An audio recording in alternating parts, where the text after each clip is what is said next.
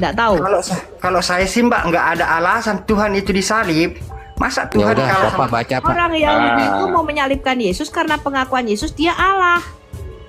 kesalib Orang nggak itu Mbak? mengatakan, sekalipun kamu manusia saja, kamu menyamakan dirimu dengan Allah.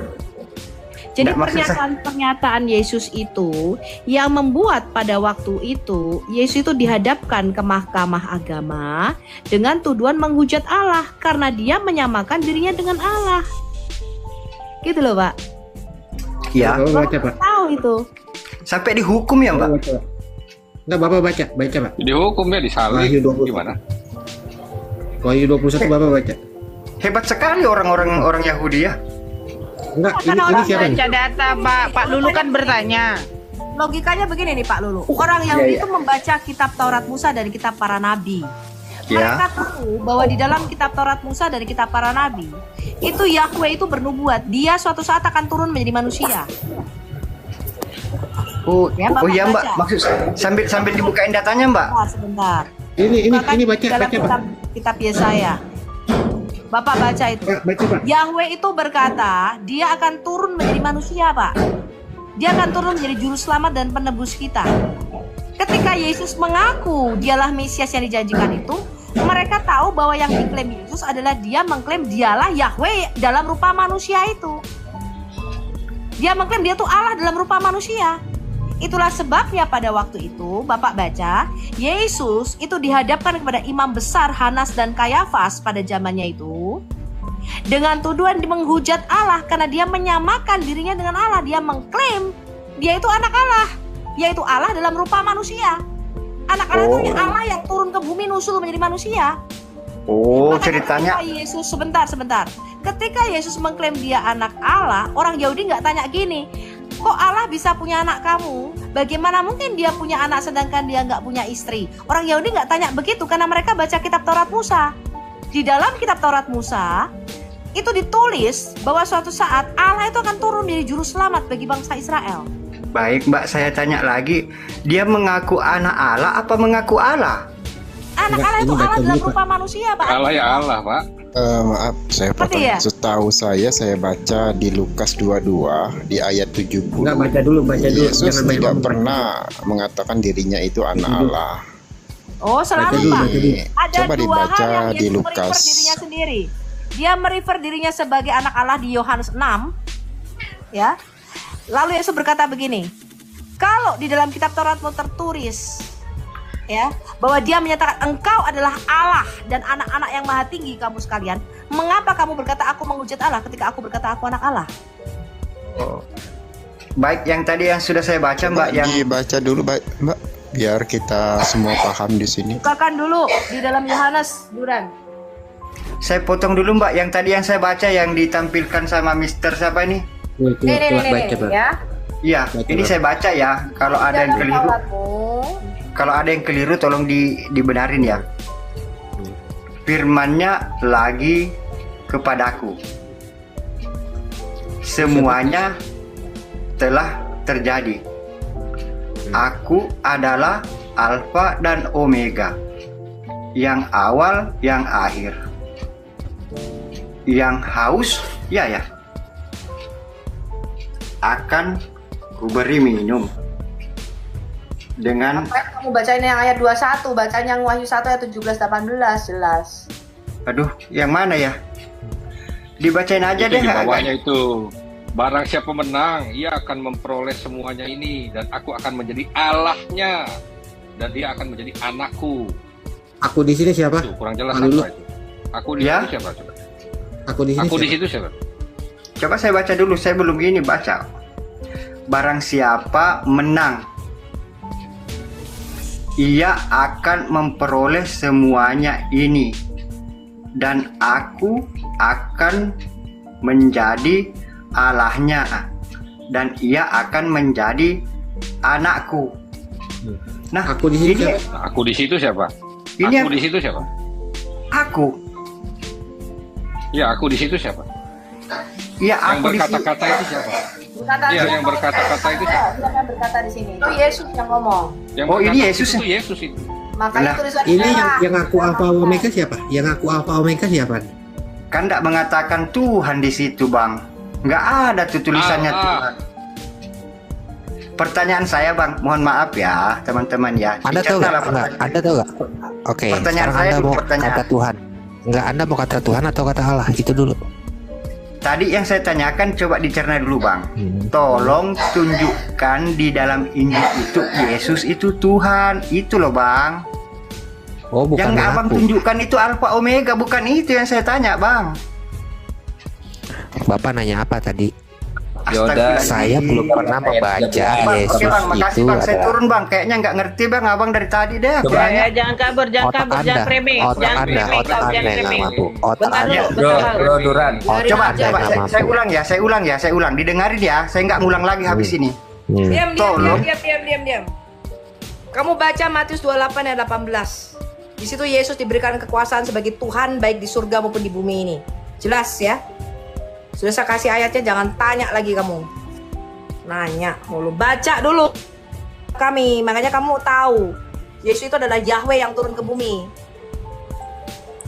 Nggak pernah baca, nanya mulu. Iya, tuh. Kalau di Lukas 22 di ayat 70 itu gimana itu, Tuhan itu Mbak? penguasa gitu loh. Oke, itu Bu Sophie udah jelas banget nih. Pak Gumilang mau nanya nih.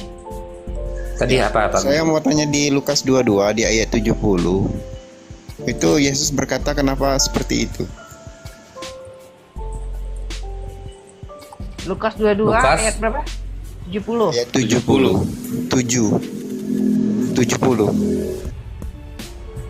70 Iya, apa? pengakuan Yesus bahwa dia anak Allah kan? Coba dibaca. Kenapa? dulu.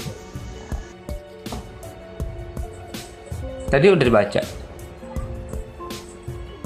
Ya, yang di bawahnya kamu sendiri mengatakan bahwa akulah anak Allah. Kamu sendiri loh dikatakan oleh Yesus. Berarti bukan Yesus yang mengatakan anak Allah ya kan? Kan mereka Biar, kan berkata. kenapa? Oke, Mereka itu kenapa kan mereka berkata, bisa mengatakan? Oke, kenapa mereka bisa mengatakan engkau ini anak Allah? Karena Yesus mengaku.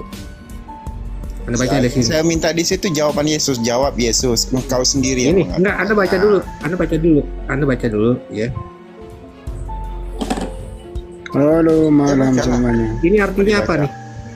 Ini artinya Nah, apa? mulai sekarang anak manusia loh. Pak, Yesus itu Mulai sekarang tunggu dulu tunjuk Bu. kepada Itu dirinya kita baca. sendiri dengan Mulai dua gelar, sekarang The Son of Man anak dan manusia The Son sudah of duduk God. di sebelah kanan Allah yang Ya, Maha kamu tahu Kuasa. nggak Anak siapa? manusia ya. The Son of Man ini siapa? Yang dimaksud Yesus duduk di sebelah kanan Allah ini kamu tahu nggak siapa? Siapa?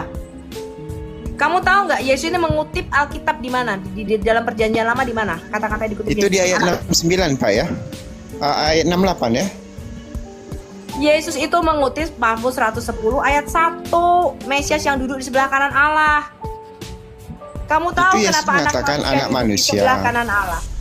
Iya Pak, Allah itu menciptakan manusia itu untuk duduk di sebelah kanannya memerintah alam semesta ini. Itu yang Bapak nggak ngerti.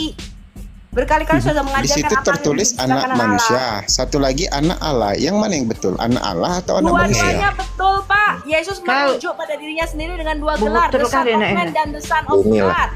Yesus Tapi di punya ayat dua 70 kodrat. itu- Gue bilang Yesus punya dua kodrat. Insani ilahi. Jangan heran kau. Sebentar. Ya, sebentar. Tolong kau Ini orangnya. kalau tidak punya kitab para nabi dan kitab Taurat. Ini makanya Jadinya kita gini. jadi susah menjelaskannya begini Pak Oli. Ya Allah. Karena mereka itu nggak pernah baca kitab Taurat Musa sama kitab Mazmur, mereka nggak ngerti. Oke.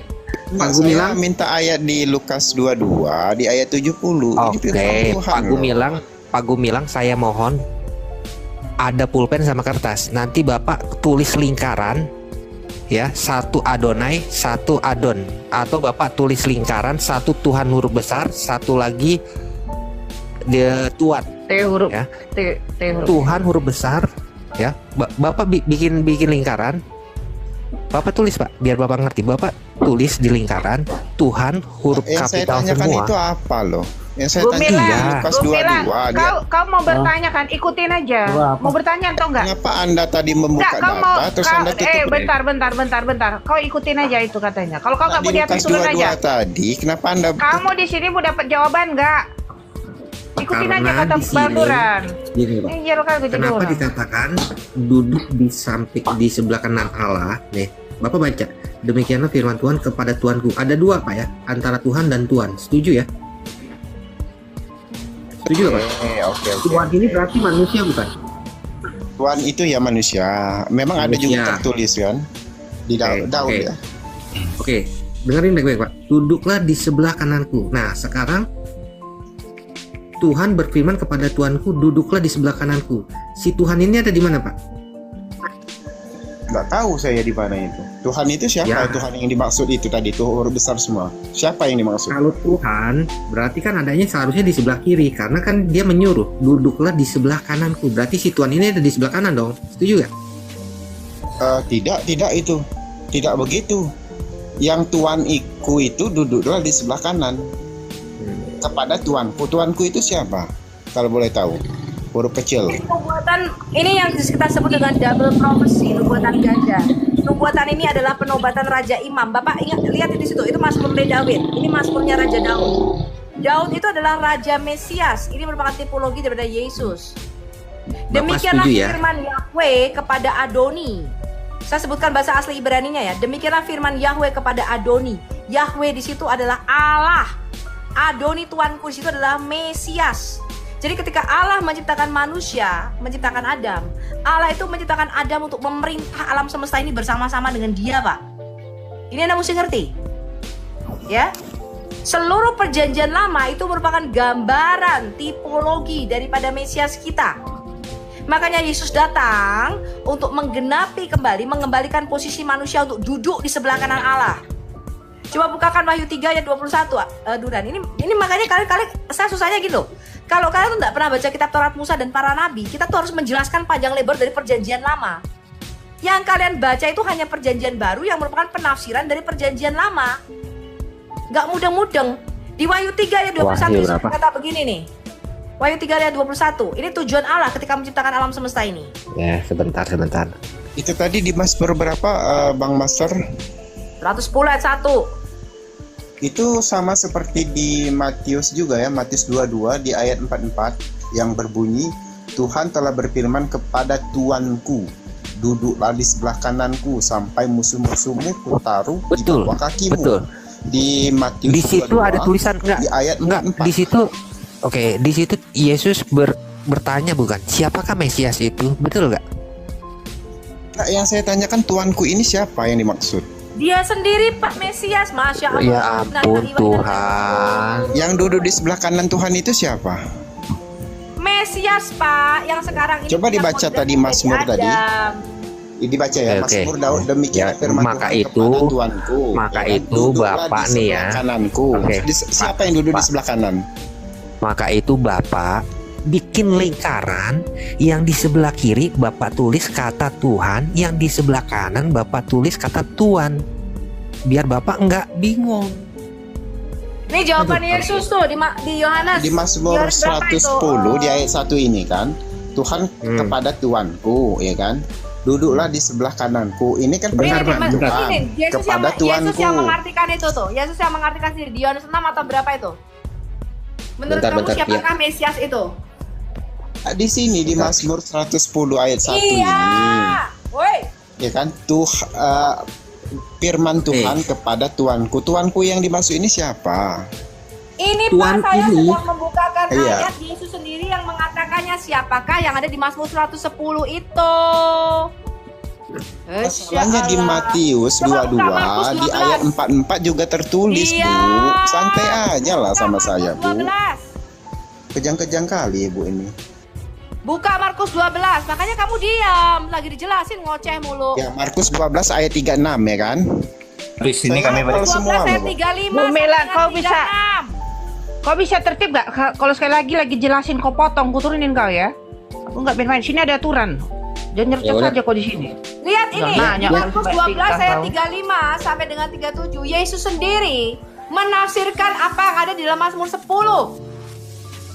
Yesus mengatakan bagaimana ahli Taurat itu mengatakan Mesias adalah anak Daud. Daud sendiri oleh pimpinan Roh Kudus berkata, Tuhan telah berfirman kepada Tuanku, duduklah di sebelah kananku sampai kubuat musuh-musuh menjadi tumpuan kakimu. Jadi nubuatan di Mazmur 110 itu tadi adalah mengenai Mesias. Ngerti gak kamu? Lalu Iya, Yesus yang duduk di bertanya, sebelah kalau kanan itu Mesias anak siapa? Daud, bagaimana mungkin dia tuannya pula? Ya udah Pia, jangan teriak-teriak, kan lagi sakit lambung. Yang duduk di sekarang sebelah gini. kanan itu siapa yang dimaksud? Oke, Duduklah di Bapak sebelah dengerin kanan. dulu. Barusan dikasih Bapak tahu dengerin Markus 12 dibilang Mesias, dia masih nanya lagi. Yang duduk di sebelah kanan Berarti itu Yesus, ya Dia kan? masih nanya Yesus. lagi, ya? Nah, Tuhan yang dimaksud itu siapa? Tuhan kan berfirman kepada Tuanku. Tuhan Itu berfirman yang kepada kata, Yesus. Masya Allah, innalillahi wa innalillahi roji'un. Ya udah Pia. Contoh, saya berfirman Istirahat ya, kepada Pia, Anda. istirahat. Apakah Anda itu adalah saya? Kan beda. Loh Gini, iya makanya- Pak, Yesus itu Yahweh yang sekarang punya kodrat menjadi manusia. Dia sekarang ini adalah firman Allah yang menjadi manusia. Maka sekarang dia duduk di sebelah kanan Allah. Dia itu adalah perwakilan Adam di hadapan Allah. Aduh, minta ampun, innalillahi wa inna ilaihi. Bapak tahu nggak artinya Mesias? Itu firman Tuhan. Bapak tahu Tuhan nggak itu artinya siapa? Al-Masih? Firman Tuhan, perkataan Al-Masih, Tuhan Bapak ya tahu kan? Al-Masih itu Berkata siapa? kepada Tuhan. Otaknya nggak akan nyampe Bu Sofi kalau dari air ini kalau kecing ontak kayak begini. Yesus itu adalah Daripada Yahweh hina, itu nggak akan sendiri. nyampe. Tuhan yang besar Ya udah, itu, ya Pak, udah, itu Pia, Yesus Pia. sendiri. Begini, izin menjelaskan. Begini loh Pak, perbandingannya itu begini. Coba Duran buka Al-Ma'arij 40. Penjelasannya begini Pak. Nggak usah dulu. Soal itu. Al-Ma'arij 40 dulu dong sebentar. Sebentar Itu kan Yesus duduk di Enggak, sebelah ini mirip kanan Allah. Al-Ma'arij 40 Pak. Aku bersumpah dengan Tuhan. Nah, aku itu siapa? Bersumpah dengan Tuhan itu siapa? Nah, itu mirip Pak. Kalau mau juga ada di Matius 26 ayat 31. Bentar, Aku akan membunuh gembala. Udah, kau jawab dulu itu. Kau jawab dulu. Aku akan membunuh gembala. Ih, kau Di jawab Matius dulu itu. 26 ayat Kau bisa 31. kau bisa ditanya nggak? Compare kan? Kalau Kau bisa comparas, ditanya nggak? Kau bisa ditanya nggak? Apa tadi tuh? Jangan kau cuma nanya aja. komparasi di Matius 26 ayat 31. Di sini dua arah. Kalau kau ditanya balik Iya. jawab. Ya, jangan banyak baca Kalau di takut sini. nggak usah naikkan saya. Kau jangan framing sini. Ya udah turun. Kok ngatur kau? Nggak usah turunin. Enggak ngatur kali kau. Udah ngomong apa dari tadi? Kok ngatur kali kau dari tadi? Gak apa-apa Bang, jelasin aja. Di sini nggak bisa Kadrun ngatur. Kau bukan siapa-siapa di sini. Enggak, bukan kan tadi loh Iya. Mesias itu. Ketika orang-orang Farisi sedang berkumpul, Yesus bertanya kepada mereka, katanya, apakah pendapatmu tentang Mesias? Anak siapakah dia? Kata mereka kepadanya, anak Daud. Ini berkorelasi dengan Markus 12 tadi yang dibukakan. Lalu kata Yesus kepada mereka, jika demikian, bagaimanakah Daud oleh pimpinan roh dapat menyebut Mesias itu tuannya? Ketika Daud berkata, Tuhan telah berfirman kepada Tuanku, duduklah di sebelah kananku sampai musuh-musuhmu kutaruh di bawah kakimu. Jadi jika Daud menyebut dia tuannya, bagaimana mungkin dia anaknya pula? Jadi Yesus itu menjelaskan apa yang ada di dalam Mazmur 110. Ini tadi Bapak jelas gak nih tadi? Siapa yang nanya tadi? Siapa yang nanya tadi, jelas gak ini? Buka mic-nya, siapa yang nanya tadi? Udah aku lempar si Gumilang. Tuhan Terus itu terus soalnya. siapa begitu? Diam Minta dulu Pak dijelaskan Al. Tuhan itu siapa? Pak Al, bisa tertib nggak Pak Al? Kok lagi ngomong kau jangan motong kau. Kok lebih kayak babi gue ini tau gak? Jadi frase duduk di sebelah kanan Allah itu adalah mengembalikan rencana Allah sejak semula ketika dia menciptakan manusia. Ya, ini yang kalian itu nggak mudeng-mudeng. Ketika Allah itu menciptakan Adam, dia menciptakan Adam itu untuk memerintah alam semesta ini bersama-sama. Itu maksudnya. Untuk duduk di sebelah kanan itu artinya bersama-sama memerintah alam semesta. Di dalam perjanjian lama, Allah mengembalikan ini dalam tipologi Raja Daud. Makanya Daud itu istananya sebelah kanannya bait suci. Kenapa? Karena itu adalah simbol bahwa Allah dan manusia itu memerintah seluruh alam semesta ini bersama-sama. Manusia itu memerintah di bumi ini, Allah itu memerintahnya di kerajaan surga. Itu maksudnya. Maka Alkitab mengatakan kita ini adalah partner atau rekan sekerja Allah. Ini Anda mesti tahu dulu. Ketika Adam yang pertama jatuh, maka Adam itu terlempar dari posisi duduk di sebelah kanan Allah itu. Adam itu tidak lagi duduk di sebelah kanan Allah untuk memerintah alam semesta ini bersama-sama. Adam itu kehilangan keimamatannya. Maka Anda baca di dalam seluruh perjanjian lama, manusia tidak punya imam besar di hadapan Allah. Tidak punya perwakilan di hadapan Allah. Maka Yahweh itu turun menjadi manusia. Dia mengutus firman-Nya sendiri, berinkarnasi menjadi Adam yang kedua untuk apa? untuk mengembalikan lagi kodrat manusia ke posisinya sejak semula, yaitu duduk di sebelah kanannya. Ini Anda mesti tahu ini. Makanya Yesus berkata bagaimana Mesias yang dijanjikan itu anak Daud sekaligus tuannya. Karena Mesias itu bukan hanya lahir sebagai manusia yang secara manusia dari silsilah Daud diturunkan dari anak Daud, dari anak Abraham, melainkan Mesias adalah Tuhannya Daud yang sudah ada sejak semula, yang disembah Daud. Makanya kalian selalu bertanya, Maria menyembah Daud gak? Maria menyembah Yesus gak? Jangankan Maria, kakek moyangnya Daud aja menyembah Yesus. Makanya Daud berkata sekalipun Mesias itu dijanjikan lahir daripada anak cucunya, tapi sekaligus adalah sesembahannya. Karena Mesias itu sudah ada sejak sebelum adanya Daud. Kamu baca Mazmur 72 ayat 17.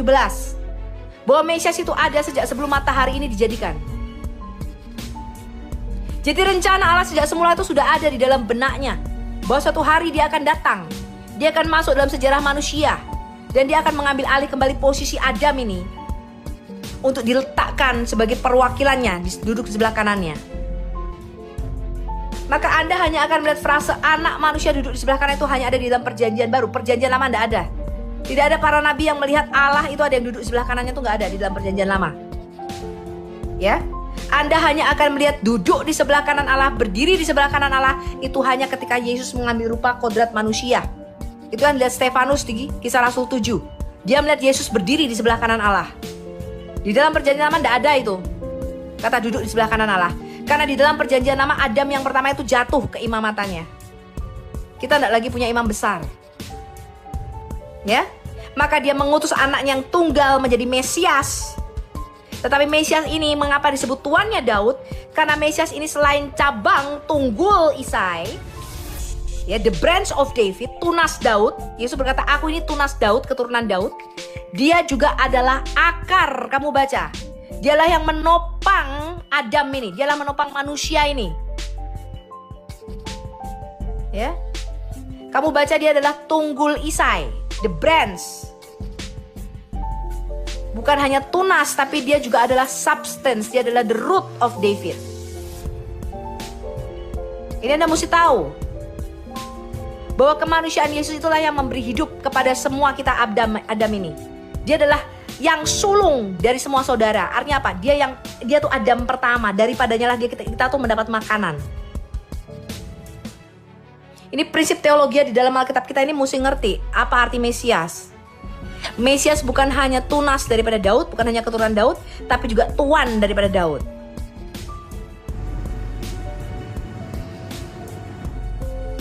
Ya, saya rasa itu aja yang perlu saya jelaskan ya.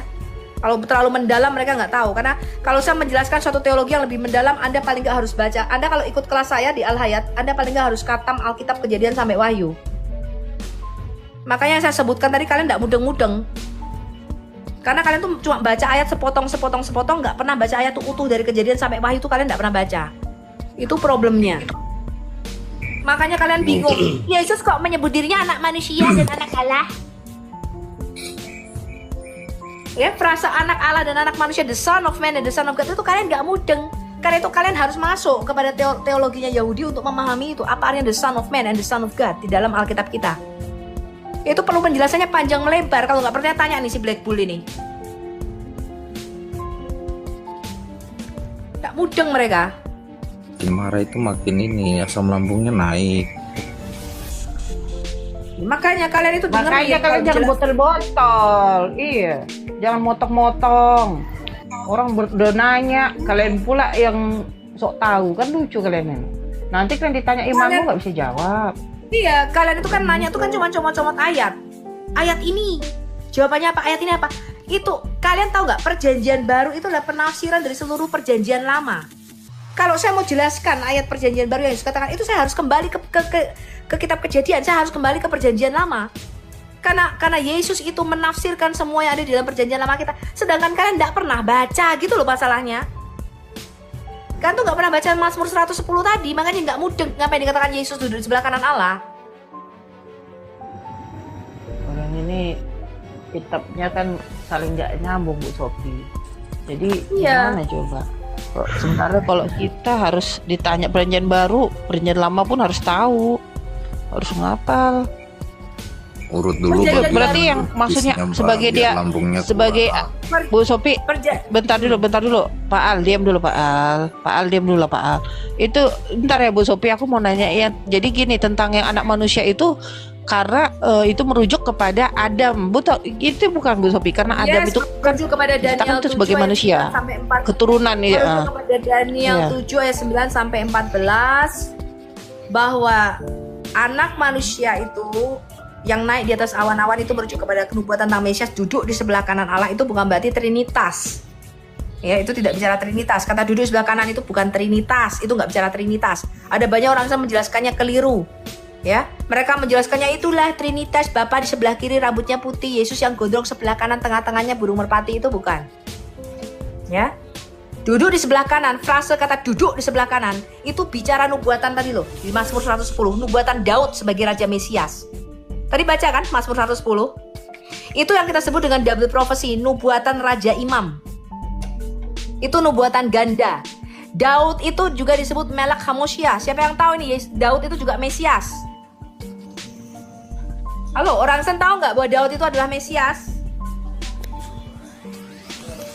Daud itu utusan. Nah ini botol memang. Dia Mesias untuk Yang diurapi juga. Israel ya Bu Sophia. Tapi Iya Bu Sophia. kerajaan King of Messiah-nya itu Yesus, puncak dari kemesiasan itu Yesus. Semua nabi, semua raja dan semua imam itu adalah Mesias. Mereka adalah orang yang diurapi. Kata Mesias itu adalah orang yang ditunjuk, diurapi untuk suatu pekerjaan tertentu. Tetapi Yesus itu adalah Hamosias. Hamosias itu artinya Mesias yang satu itu. Dia memegang 3 jabatan, imam, raja, dan nabi. Ini kalian mesti ngerti. Di dalam pandangan teologi Yahudi, Mesias itu harus memegang 3 jabatan tadi loh, raja dan imam. Menurut peraturan Melkisedek, Anda baca tuh ayat 4 dan 5 dan 6-nya. Aku telah bersumpah dan tidak akan menyesal. Engkau adalah imam untuk selama-lamanya menurut peraturan Melkisedek. Kenapa di Mazmur 110 tadi Tuhan berkata kepada Mesias, engkau adalah imam? Kenapa? Karena manusia itu sejak Adam yang pertama jatuh dalam dosa, manusia tidak punya imam besar gitu loh, teman-teman muda nggak ini? Udah nggak punya imam, udah jatuh ke dalam dosa, udah nggak punya imam. Keimamatan Adam itu jatuh. Makanya Tuhan berkata nih, ini saya bacakan ya, Mazmur 110 ayat, saya mulai bacakan ayat 3 ya. Tadi yang dikatakan duduk di sebelah kananku sampai kubuat musuh-musuh menjadi tumpuan kakimu. Tongkat kekuatanmu akan diulurkan Tuhan dari Sion. Artinya Tuhan itu, Allah kita yang adalah roh, itu memerintah di bumi ini melalui Mesiasnya. Ini Anda mesti mengerti. Tongkat kekuatanmu akan diulurkan Yahweh dari Sion, memerintahlah di antara musuhmu. Jadi Mesias itu memerintah bumi, itu atas otoritas daripada Allah kita. Makanya dikatakan Allah lah yang menjadikan Yesus yang kamu salibkan itu sebagai Mesias, sebagai Tuhan. Ini Anda mesti paham. Karena Allah kita itu roh. Kalau dia mau mengeksersis otoritasnya di bumi itu tidak bisa langsung. Dia harus menggunakan makhluk yang mempunyai tubuh jasad dari Adamah, mempunyai tubuh dari tanah. Maka di Mazmur 110 ayat 2 dikatakan, melalui tangan Mesias inilah Allah akan memerintah bumi. Ini Anda mesti tahu. Lalu di ayat 3-nya dikatakan gini, pada hari tentara bangsamu merelakan diri untuk maju dengan berhiaskan kekudusan, dari kandungan fajar tampil bagimu keremajaanmu seperti embun. Ini terjemahan LI-nya kurang tepat, ini memakai Masoretic text. Kalau Anda baca versi Septuagintanya dikatakan bahwa Mesias itu lahir dari rahim embun kelam Allah. Jadi Mesias yang sejati itu adalah anaknya sendiri yang lahir dari rahim Allah. Ini Anda mesti paham. Ya. Lalu ayat 4-nya berkata begini, Yahweh telah bersumpah dan ia tidak akan menyesal. Engkau adalah imam untuk selama-lamanya menurut peraturan Melkisedek. Ini artinya Yahweh berkata kepada Mesias, you are a priest forever. Itu sebabnya Yesus ketika dia mempunyai kodrat manusia, dia naik ke surga menjadi imam besar kita. Lalu dia duduk di sebelah kanan Allah, itu artinya dia menjadi pengantara kita. Karena Yesus itu punya 2 kodrat, maka di hadapan Allah, saya kasih tahu Anda nih, di hadapan Allah, Yesus itu adalah Adam yang sejati. Kalau kita berdoa, kita harus berdoa di dalam nama Yesus, di dalam nama Adam yang kedua ini. Karena dia adalah imam besar kita, Allah tidak melihat kita, tapi Allah melihat Adam. Allah itu melihat imam besarnya. Di hadapan manusia, saya kasih tahu Anda, Yesus adalah Allah yang sejati. Sekali lagi, di hadapan Allah, Yesus adalah manusia yang sejati. Di hadapan manusia, Yesus adalah Allah yang sejati. Anda mesti paham ini. Ya. Maka duduk di sebelah kanan Allah itu bukan bicara Trinitas, tapi bicara Mesias, Adam yang kedua, menjadi imam besar kita. Maka di Wahyu 3 ayat 21 tadi, Yesus itu menebus kita bukan hanya memasukkan kita dalam surga. Itu hanya permukaan aja kalau Anda belajar. Penebusan Yesus itu mengembalikan seluruh penciptaan ini loh, langit dan bumi ini kepada rencana Allah sejak semula. Maka di dalam Yesaya 65 tadi yang saya bacakan, mengapa seluruh makhluk tadi harus dikembalikan kepada penciptaan asalnya? Karena penebusan Yesus itu konsekuensinya adalah mengembalikan seluruh alam yang sudah jatuh kena kutuk dan penghukuman ini, dikembalikan lagi, dibersihkan lagi, diciptakan ulang. Ya, Wahyu 3 ayat 14. Dialah yang sulung dari semua yang diciptakan.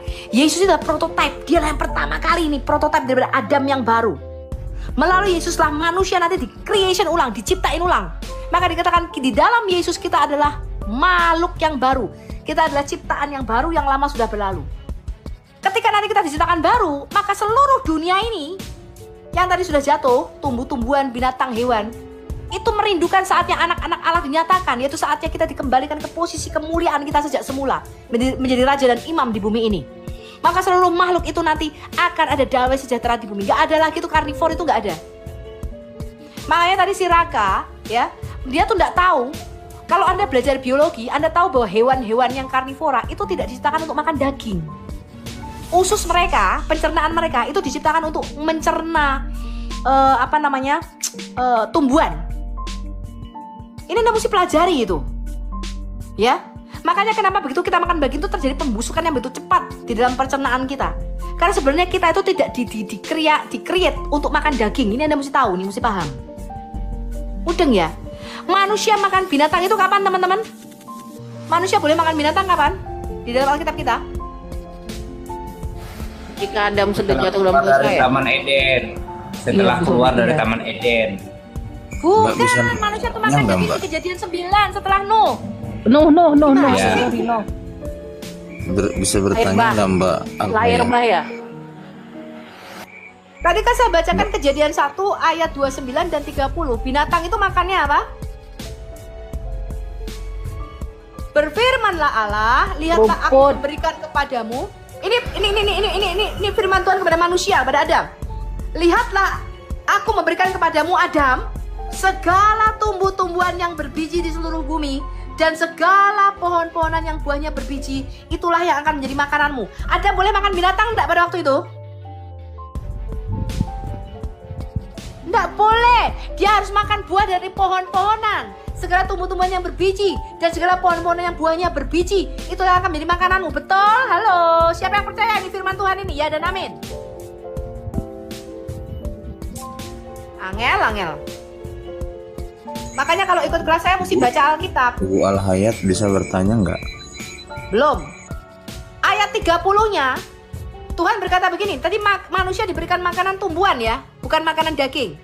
Lalu ayat 30-nya dikatakan begini, tetapi kepada segala binatang di bumi dan segala burung di udara dan segala yang merayap di bumi yang bernyawa, ku berikan apa?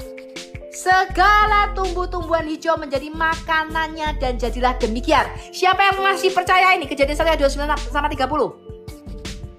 Atau ada orang yang sudah murtad di sini, nggak percaya kepada kitab Kejadian 1?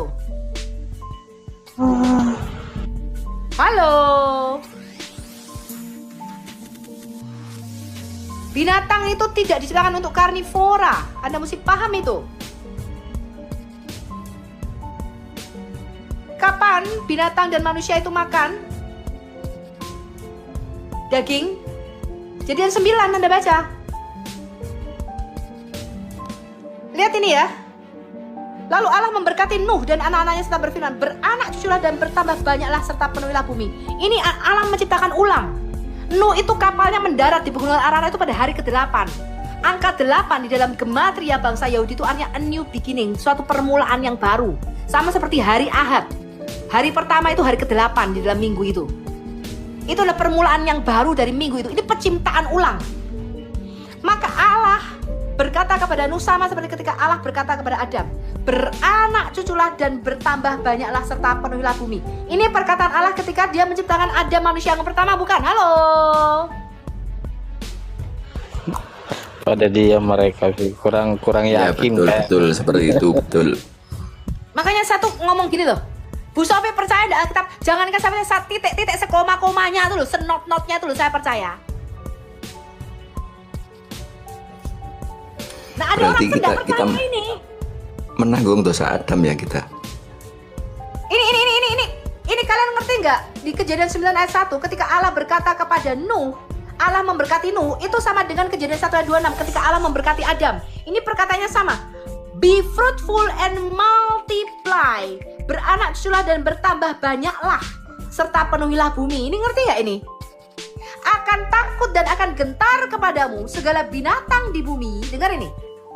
Dan segala burung di udara, segala yang bergerak di muka bumi, dan segala ikan di laut ke dalam tanganmu lah. Nuh adalah Adam yang baru. Semuanya itu akan diserahkan. Segala yang bergerak, dengar nih. Ayat ketiga, yang hidup akan menjadi makananmu. Baru disinilah Tuhan memberikan binatang sebagai makanan.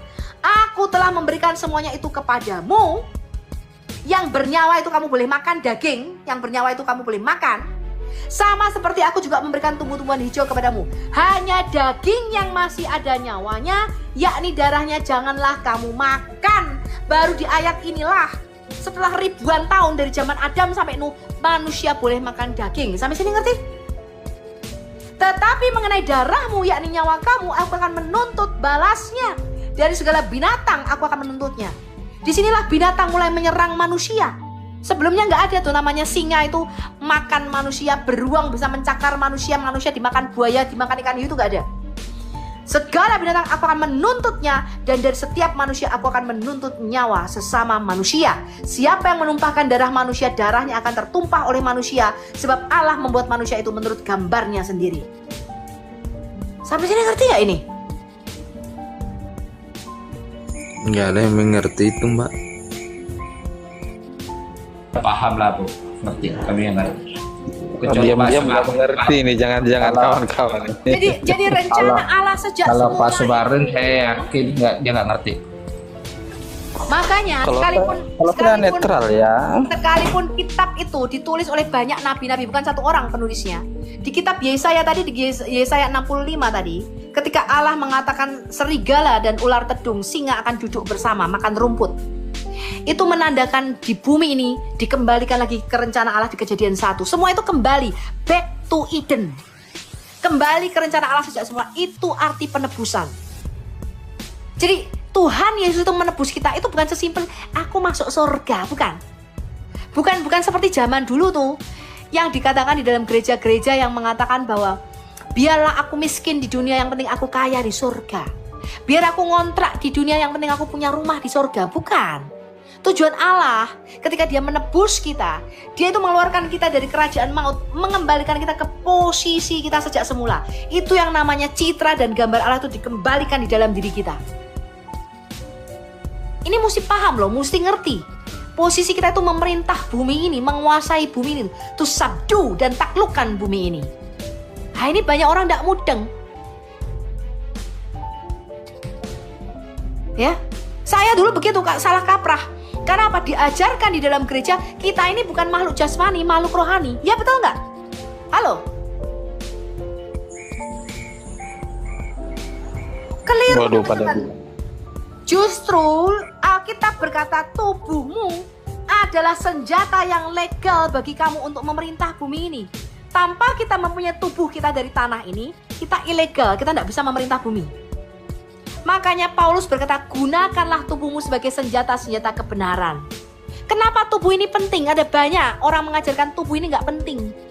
Karena mereka menyuplik satu ayat di dalam Alkitab kita. Latihan badani itu memang ada gunanya, tetapi latihan rohani lebih berguna. Jadi kita lebih mementingkan rohani daripada badan, betul? Makanya orang makan sembarangan, kena kolesterol, darah tinggi, apa meneh? kolesterol, darah tinggi, trigliserid. Kenapa? Karena kita berpikir bahwa tubuh kita ini tidak penting. Kalau tubuh kita ini tidak penting, maka Alkitab tidak mengatakan inilah ibadahmu yang sejati. Bukan persembahkan jiwamu, bukan persembahkan rohmu. Persembahkanlah tubuhmu. Mengapa tubuh ini harus kita persembahkan sebagai persembahan dan ibadah yang sejati? Karena tubuh ini adalah senjata kita yang legal di bumi ini. Itu yang tidak dipunyai para makhluk roh. Itu yang tidak dipunyai setan-setan. Mereka tidak punya tubuh seperti kita.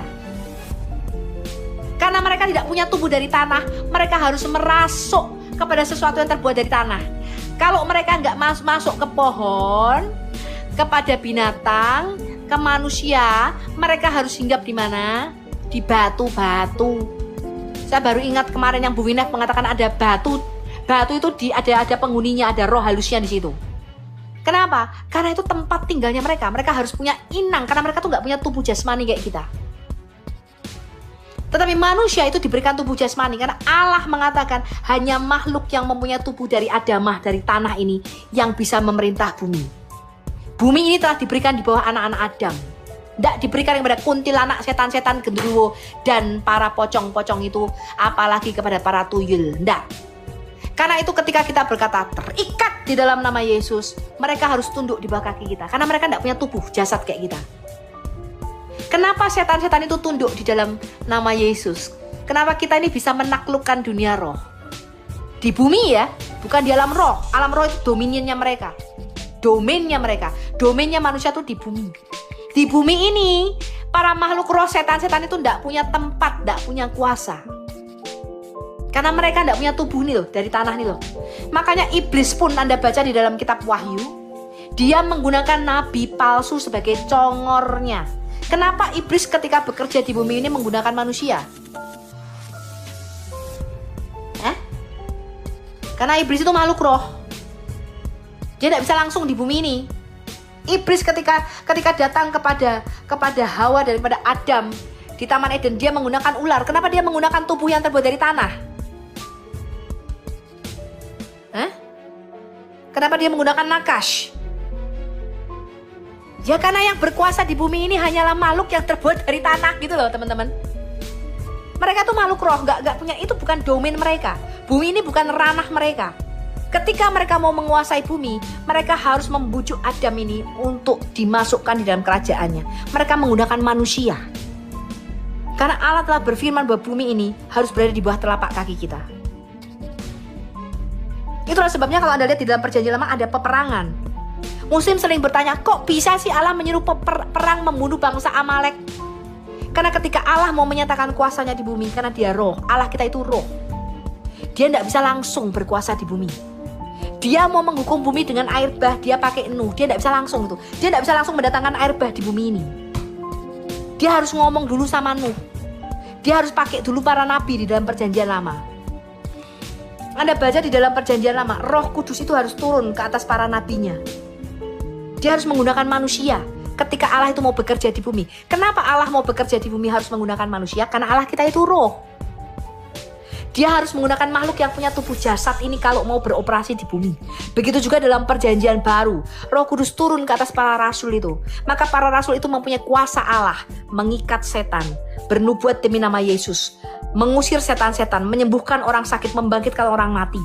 Kenapa Allah pakai manusia? Ya simple, anak itu roh. Bumi ini telah diberikannya kepada manusia. Kalau Tuhan mau bekerja di bumi, dia harus menggunakan seseorang yang mempunyai tubuh adamah, tubuh dari tanah liat. Makanya Allah menggunakan Anda dan saya, menggunakan manusia. Itu sesimpel itu kalau Anda belajar prinsip kerajaan. Nah ketika Yesus, Allah itu punya dua kodrat. Sekarang dia punya kodrat manusia, maka secara legal dia bisa berkuasa di bumi. Maka Anda hanya akan menemukan frase Yesus mempunyai kuasa di bumi setelah dia punya kodrat manusia, setelah dia bangkit dari antara orang mati di Matius 28 ayat 18. Sebelumnya Allah kita tidak bisa langsung ke bumi. Tidak bisa karena dia roh.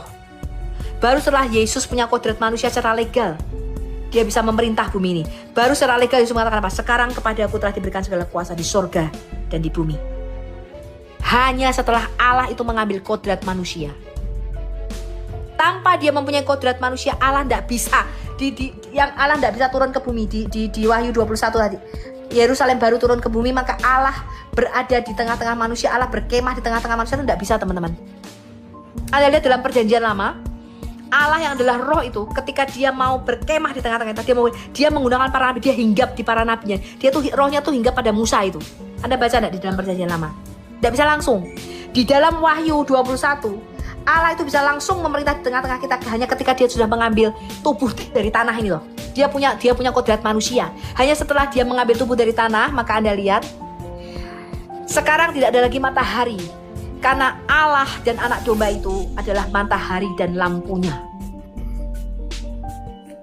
Allah bertahta di tengah-tengah kita dengan menggunakan Mesiasnya.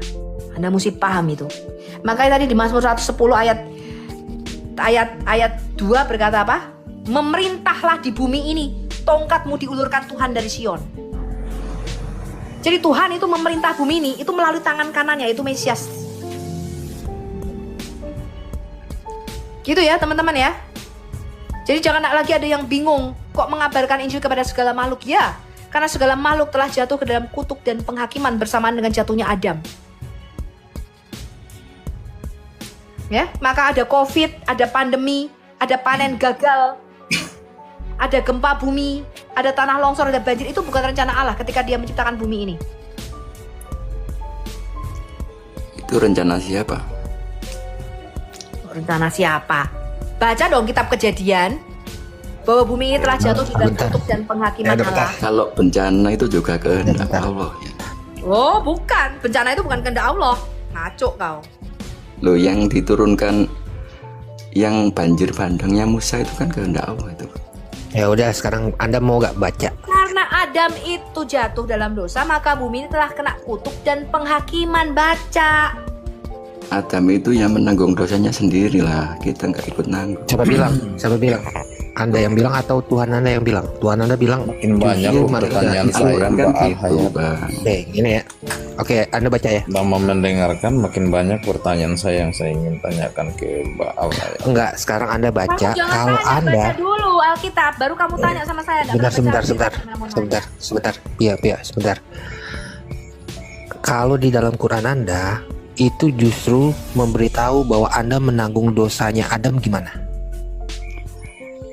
Nggak ada, kita ini dosanya sendiri-sendiri. Oke, Anda baca sekarang. Fama ya'mal misqala dzarratin khairan yarah. Iya, Anda baca sekarang. Coba Anda baca sekarang. Di sini dulu Anda baca.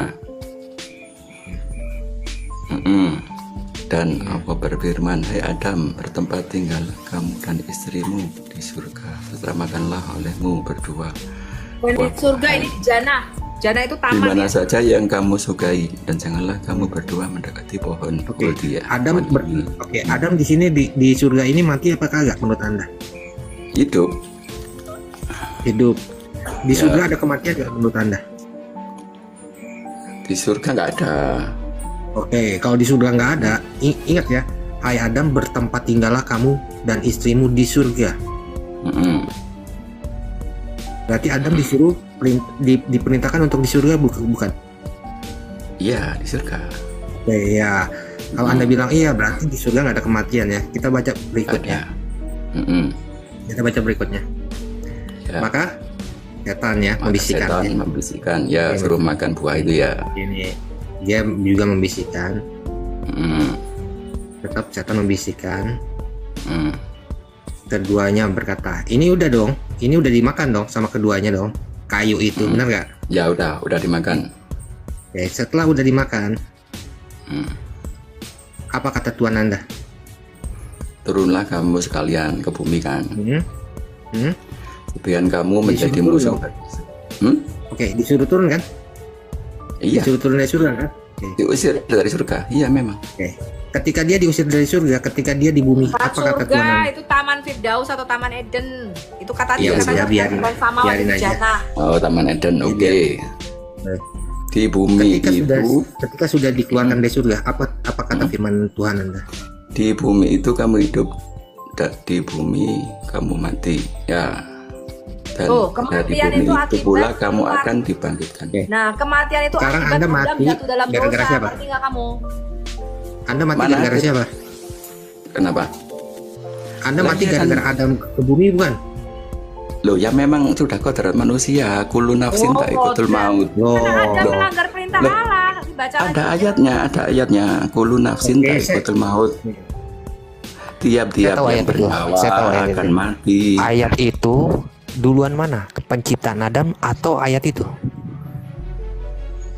Menurut Anda aja nih. Makanya musim itu tidak tahu dari mana kematian itu berasal, Duran. Loh, tiap-tiap yang bernyawa itu akan mati. Kullu nafsin Oke, dha'iqatul kalau Manusia oke. itu tidak diciptakan untuk kematian, botol.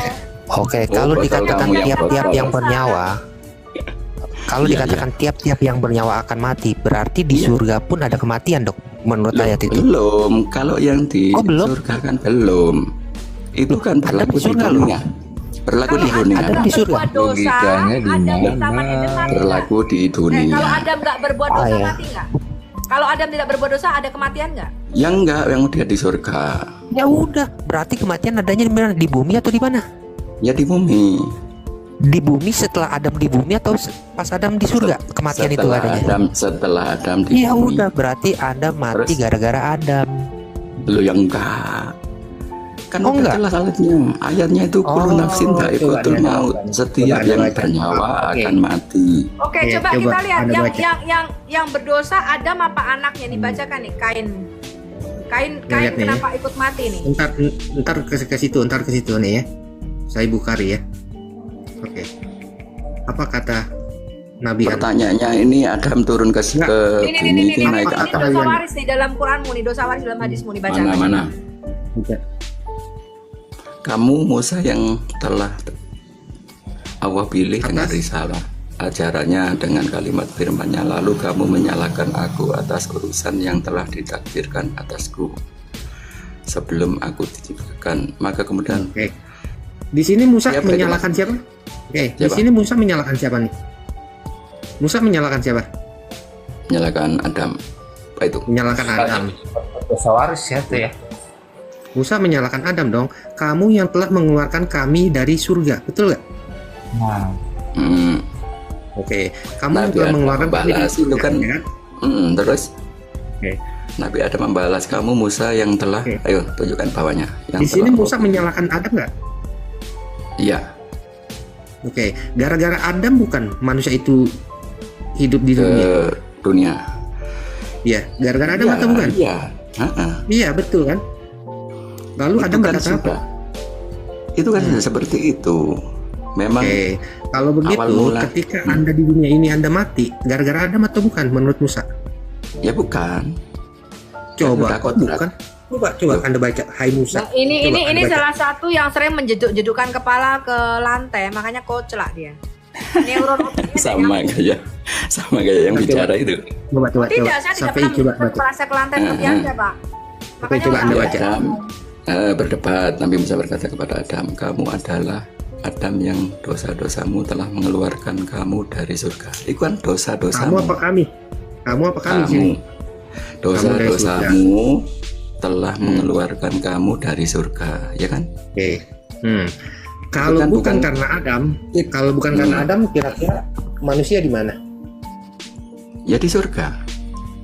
Di surga. Berarti Anda tinggal di dunia gara-gara Adam atau gara-gara Anda sendiri? Ya karena Adam. Ya udah, berarti Anda menanggung dosa Adam kan? Ya enggak, Kok enggak? enggak. Kamu akan Harusnya menjadi di surga. menanggung akibat dosa. Apa yang dikatakan Bang Duran dan Mbak Sofi itu ada sedikit banyaknya ada benarnya. Jadi di dalam hal tersebut kita sebenarnya tidak saling bertentangan. dosa waris itu tidak ada. Oh, Kan itu bukan dosa waris berarti. Gini loh, gini loh. Dosanya Adam. Barang siapa yang Nih, saya kasih Anda melakukan contoh. Saya kasih Anda contoh. Ya. Kenapa di Indonesia ada tulisannya keturunan PKI? Kenapa? Karena dosa adalah dosa waris, adalah status kita sebagai manusia berdosa. Ngerti kamu? Anak PKI itu karena statusnya anak PKI, walaupun pemberontakan PKI-nya itu dilakukan oleh bapak-bapaknya, tapi dia menanggung akibatnya. Selama statusnya tidak diputihkan, maka statusnya tetap anak PKI. Sama seperti kita. Dosa warisan itu bukan perbuatan dosa, kamu salah. Perbuatan dosa itu ditanggung sendiri-sendiri. Saya berdosa, nggak mungkin saya nanggung dosamu. Tetapi yang dinamakan dosa asal itu bukan perbuatan dosa. Dosa asal adalah status kita, hakikat keberdosaan kita. Ngerti kamu? Status kita itu manusia berdosa di hadapan Allah. Bayi lahir dalam Alkitab itu statusnya manusia berdosa. Duh. Bayi lahir di dalam Alkitab itu nggak ada yang kertas putih, nggak ada itu. Kok kamu ketawa? Oke, Izin menjelaskan. kalau pertanyaannya gini Mbak, kenapa anak-anak general itu Ya? Anda tahu nggak Kabil lahir di mana? Makanya saya selalu mengatakan apa? Contohnya anak pelacur. Yang melacur ibunya yang nanggung dosanya. Akibatnya siapa? Anaknya. Kalau bapakmu koruptor, maka kamu tidak melakukan korupsi. Tetapi kamu Kata-kata kunci. karena status kamu anak koruptor. Jadi dosa asal itu bukan bicara perbuatan dosa yang ditebus Yesus. Ya, bukan kita mencuri lalu Yesus yang menanggung dosanya, kita membunuh Yesus yang menanggung. Bukan. Yesus itu menebus manusia, status kita itu dibenarkan dari manusia berdosa, dibenarkan menjadi manusia yang benar di hadapan Allah, baru kita bisa melakukan perbuatan tidak berdosa lagi. 1 Timotius 1 ayat 15. Ini yang kalian nggak pahami antara dosa waris dengan perbuatan dosa. Dijelasin berkali-kali, rak mudeng-mudeng kalian itu. Ya, teman-teman sekalian, kita sudah bersama-sama mendengarkan sebuah diskusi yang sangat-sangat menarik ya. Kita melihat sendiri bagaimana kaum polemikus seperti sangat-sangat kepanasan mendengarkan Paul Sang dan para apologet yang lainnya membongkar fakta-fakta yang ada di dalam keyakinan mereka. Teman-teman sekalian, kita sangat bersyukur ya. Sering saya katakan bahwa kehadiran para apologet ini menolong sekali untuk kita melihat bagaimana kaum polemikus ini hari-hari ini ya, yang semakin merajalela, yang tidak tahu batasan, tidak tahu aturan ya, dan mereka sesuka hati membahas dan menafsirkan kitab suci orang lain. Dan dengan munculnya Paul Sang ya, semua itu terungkap ya. Semua yang mereka merasa, wah inilah yang paling benar, inilah yang paling masuk akal ya, selalu mereka yang paling ilmiah ya. Tapi kan ketika dilihat dari sudut pandang yang lainnya kan belum tentu ya. Apa yang mereka salahkan, apa yang mereka katakan itu tidak benar gitu kan ya. Selalu kalau dilihat dari sudut pandang yang lain ya bisa jadi itu benar. Jadi kasihan mereka teman-teman ya. Mereka suka membahas kitab suci dan keyakinan orang lain, tetapi ketika keyakinan mereka disinggung, kepercayaan mereka dibahas, mereka nggak mau, mereka marah. Dan kasihan mereka punya mental, mereka punya nyali yang hanya cuma seperti itu saja teman-teman ya. Itu menyedihkan banget. Teman-teman sekalian, ada satu hal yang ingin saya sampaikan di sini, bahwa keselamatan itu hanya ada di dalam Yesus Kristus, tidak ada di dalam keyakinan atau dalam tokoh manapun di dunia yang tidak ada selain di dalam pribadi Yesus Kristus. Dan faktanya juga hanya Alkitab yang secara terang-terangan mengatakan bahwa Yesus itu juru selamat, dan Yesus sendiri mengakui, akulah jalan, kebenaran, dan hidup. Tidak ada yang bisa datang kepada Bapa kalau tidak melalui aku, katanya. Jadi sudah sangat jelas teman-teman apa yang dikatakan oleh Yesus dalam Alkitab, menunjukkan bahwa kebenaran satu-satunya, kebenaran yang absolut, kebenaran yang betul-betul murni daripada Tuhan itu ya di dalam Yesus Kristus itu sendiri. Banyak orang yang tidak mengakui, ya memang begitulah kenyataannya. Realita semacam demikian nampak di dalam ketika ada orang yang betul-betul baik, ya pasti ada juga orang yang tidak suka dengan dia. Ya begitulah. Yesus dengan tegas menyatakan dia adalah Tuhan, ya, dia adalah juru selamat. Ya, orang yang tidak suka dengan hal itu, ya mereka pasti mencoba untuk mengingkari lah, ya. Begitulah yang terjadi, teman-teman. Dan kita yang telah mengetahui kebenaran dan kita yang telah diselamatkan, kita perlu terus mempertahankan itu.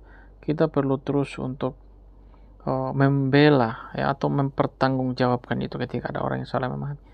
Bukan untuk kemudian kita melakukan apa yang mereka lakukan terhadap kitab suci kita. Ya, apa yang mereka lakukan terhadap kitab suci kita tidak perlu kita balas, ya, karena pada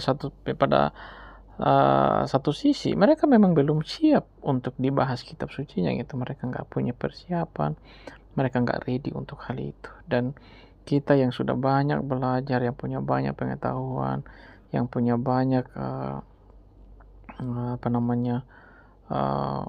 nalar kita yang jauh lebih bagus gitu, ya kita mengerti aja, ya.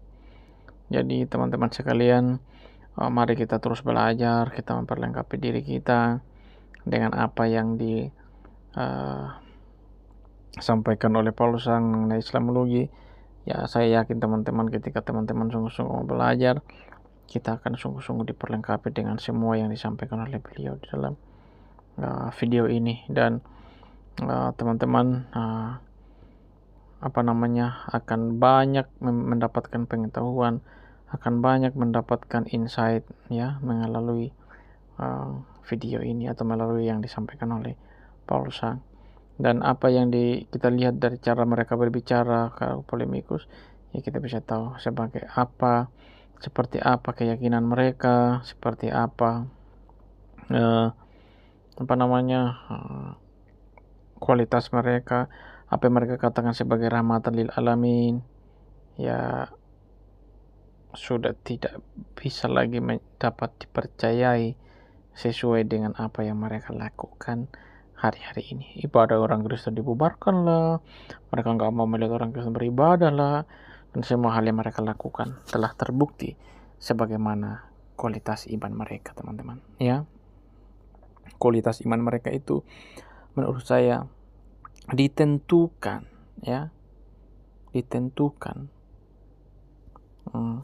bagaimana mereka memperlakukan orang lain, ya.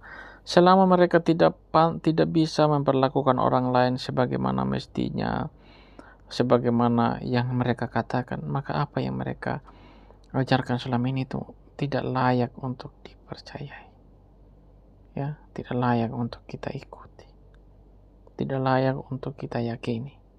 Dan kita mesti berhati-hati, teman-teman. Mereka senang sekali memutarbalikkan kebenaran, memutarbalikkan fakta yang seharusnya diikuti. Mereka suka memutarbalik itu. Ketika mereka membahas iman Kristen, ketika kita membahas iman mereka, misalkan menyenggol sedikit aja yang terjadi terhadap Budi Asali misalkan, ya mereka merasa bahwa mereka lah yang paling disakiti, padahal mereka nggak pernah berkaca gitu. Apa yang mereka lakukan selama ini, apa yang mereka perbuat selama ini, ya sudah sangat-sangat ya di luar dari kewajaran. Jadi kita belajar untuk mengampuni mereka, memaafkan mereka, dan mendoakan mereka. Oke teman-teman, itu yang bisa saya sampaikan. Tuhan berkati kita semua. Shalom.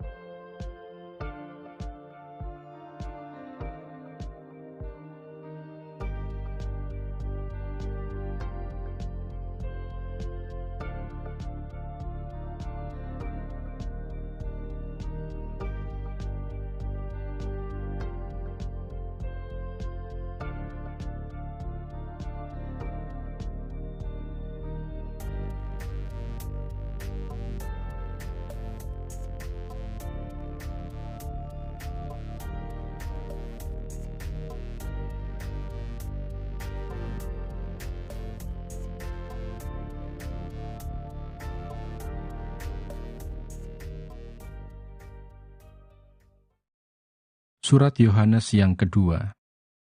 2 Yohanes pasal 1. Salam. Dari penatua kepada ibu yang terpilih dan anak-anaknya yang benar-benar aku kasihi. Bukan aku saja yang mengasihi kamu, tetapi juga semua orang yang telah mengenal kebenaran, oleh karena kebenaran yang tetap di dalam kita dan yang akan menyertai kita sampai selama-lamanya. Kasih karunia, rahmat dan damai sejahtera dari Allah Bapa dan dari Yesus Kristus, Anak Bapa, akan menyertai kita dalam kebenaran dan kasih. Tetaplah di dalam ajaran Kristus. Aku sangat bersuka cita bahwa aku mendapati bahwa separuh dari anak-anakmu hidup dalam kebenaran sesuai dengan perintah yang telah kita terima dari Bapa. Dan sekarang aku minta kepadamu, Ibu, bukan seolah-olah aku menuliskan perintah baru bagimu, tetapi menurut perintah yang sudah ada pada kita dari mulanya, supaya kita saling mengasihi. Dan inilah kasih itu, yaitu bahwa kita harus hidup menurut perintahnya. Dan inilah perintah itu, yaitu bahwa kamu harus hidup di dalam kasih, sebagaimana telah kamu dengar dari mulanya. Sebab banyak penyesat telah muncul dan pergi ke seluruh dunia, yang tidak mengaku bahwa Yesus Kristus telah datang sebagai manusia. Itu adalah si penyesat dan anti-Kristus. Waspadalah, supaya kamu jangan kehilangan apa yang telah kami kerjakan itu, tetapi supaya kamu mendapat upahmu sepenuhnya. Setiap orang yang tidak tinggal di dalam ajaran Kristus, tetapi yang melangkah keluar dari situ, tidak memiliki Allah. Barang siapa tinggal di dalam ajaran itu, ia memiliki bapa maupun anak. Jikalau seorang datang kepadamu dan ia tidak membawa ajaran ini, janganlah kamu menerima dia di dalam rumahmu, dan janganlah memberi salam kepadanya. Sebab barang siapa memberi salam kepadanya, ia mendapat bagian dalam perbuatannya yang jahat. Penutup. Sesungguhnya banyak yang harus kutulis kepadamu. Aku tidak mau melakukannya dengan kertas dan tinta, tetapi aku berharap datang sendiri kepadamu dan berbicara berhadapan muka dengan kamu, supaya sempurnalah sukacita kita. Salam kepada kamu dari anak-anak saudaramu yang terpilih.